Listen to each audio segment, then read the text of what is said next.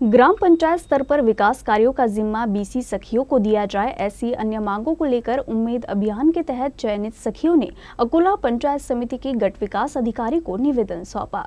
ग्रामीण और शहरी भाग में बड़ी संख्या में महिला स्वयं सहायता समूह स्थापित किए गए हैं तथा महिलाओं को सशक्त बनाने की उम्मीद अभियान के तहत बीसी सखियों का चयन किया गया है, लेकिन उन्हें कोई पारिश्रमिक नहीं मिलता है, जिसलिए विभिन्न गांव से आई सखियों ने गट विकास अधिकारी को अपनी विभिन्न मांगों का ज्ञापन सौंपा। ग्राम पंचायत स्तर पर होने वाले विकास कामों में बीसी सखियों को मौका दिया जाए, कार्यालय में एक स्वतंत्र कंप्यूटर उन्हें उपलब्ध कराया जाए, ऐसी कुल 10 मांगों को लेकर ये निवेदन दिया गया।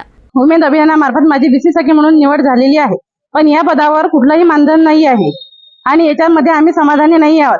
यासाठी सरकारने एक ग्रामपंचायत आणि एक बीसी ही योजना अंमलात आणली पाहिजे।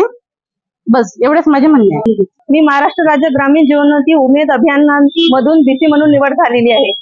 तर माझं असं म्हणणं आहे की बीसी सखी या पदाला मानधन नसेल तर आम्हाला त्या पदासोबत दुसरं एक मानधनी पद मंजूर करावं।